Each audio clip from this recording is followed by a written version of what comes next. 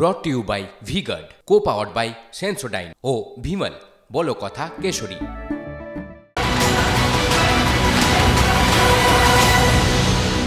আর এবার শপথ সংঘাতের খবরে তো নজর রাখতেই হচ্ছে, কারণ বিধানসভা রাজভবন দড়ি টানাটানিতে এখনো শপথ হয়নি নবনির্বাচিত দুই বিধায়কের। গতকালের পর আজকেও বিধানসভা চত্বরে ধর্নায় সায়ন্তিকা ব্যানার্জি, রেয়াত হোসেন সরকার। বৃষ্টিতে ভিজেই আজ আম্বেদকর মূর্তির নিচে ধর্নায় সায়ন্তিকা, রেয়াত। আর এই জটের মধ্যে গতকাল দিল্লি গিয়েছেন রাজ্যপাল। সায়ন্তিকা, রেয়াতের শপথে জটিলতা বাড়ছে। হ্যাঁ, অবশ্যই ভয় পাচ্ছি। আপনি একজন মহিলার পয়েন্ট অফ ভিউ থেকে ভাবলে, আমি যদি দেখি নিউজ মিডিয়ার মাধ্যমে যে সমস্ত ঘটনার কথা শোনা যাচ্ছে, সেই সমস্ত ঘটনা শুনে অবশ্যই একজন মহিলা হিসেবে আমার অবশ্যই ভয় লাগবে যেতে।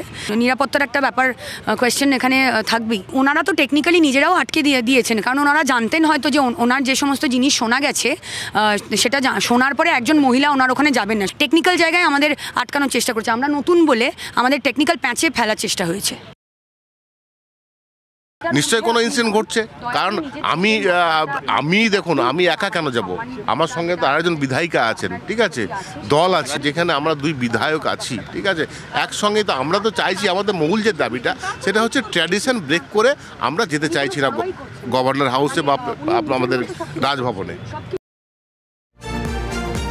দুই বিধায়কের শপথে জট, ক্ষুব্ধ মুখ্যমন্ত্রী।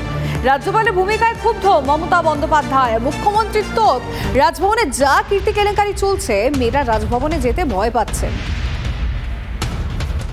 আজকে জেতার পরেও 1 মাস ধরে আমার এমএলএরা বসে আছে, গভর্নর ওথ দিতে দিচ্ছে না। মানুষ সিলেক্ট করেছে, ওনার কি অধিকার আছে তাদের ওথ দিতে না দেওয়ার? উনি স্পিকারকে অথরাইজ করবেন, ডেপুটি স্পিকারকে অথরাইজ করবেন, না হলে নিজে অ্যাসেম্বলিতে যাবেন। ওনার রাজভবনে কেন সবাই যাবে? রাজভবনে যা কীর্তি কেলেঙ্কারি চলছে তাতে মেয়েরা যেতে ভয় পাচ্ছে, আমাকে কমপ্লেন করেছে। দুই বিধায়কের শপথ গ্রহণ ইস্যু এবার সংসদে। রাষ্ট্রপতিকে রাজ্যপালের সঙ্গে কথা বলার আর্জি। প্রয়োজনে রাষ্ট্রপতির কাছে যাবে তৃণমূলের সংসদীয় দল, জানালেন তৃণমূল সাংসদ সুদীপ বন্দ্যোপাধ্যায়। দুই বিধায়ক সায়ন্তিকা বন্দ্যোপাধ্যায় এবং রেয়াত হোসেন রাজ্যপালের তরফ থেকে শপথ গ্রহণ অনুষ্ঠানটিকে সার্থক হতে দিচ্ছেন। আমাদের মহিলা বিধায়করা এখনই বললেই রাজভবনে যেতে প্রস্তুত নন। তার বিস্তারিত কারণ আমি ব্যাখ্যা করছি। মাননীয় স্পিকার নিজে চেষ্টা করছেন, যদি প্রয়োজন পড়ে তিনি রাষ্ট্রপতির সঙ্গে সাক্ষাৎ করবেন। বর্তমান রাজ্যপালের ভূমিকা এক্ষেত্রে আমরা তীব্রভাবে নিন্দা করি।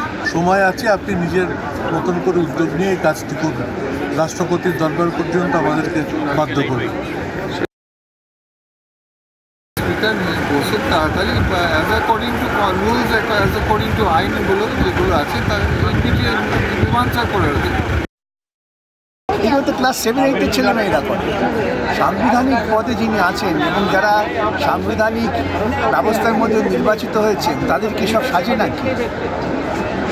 রাজ্যপালের উচিত তো স্পিকারকে যে ডেপুট করে দেওয়া ভোট নেওয়ার জন্য, সেটাই বা রাজ্যপাল করছেন না কেন আমি বুঝতে পারছি না। দুর্ভাগ্য যে এই সমস্ত লোকেরা তারা সাংবিধানিক পদের দায়িত্ব পান, কিন্তু তারা দায়িত্ব পালনে যথাযোগ্য সম্মানের সঙ্গে কাজ করতে পারছেন না। তৃণমূল কংগ্রেস রাজ্যপালকে রাজ্যপালই মানে না, তাহলে আর কি গণতন্ত্রের উপর ভরসা নেই, কোনো হিটলারি শাসন চালাচ্ছে। Brought to you by V-Guard, co-powered by Sensodyne ও ভিমল বলো কথা কেশরী।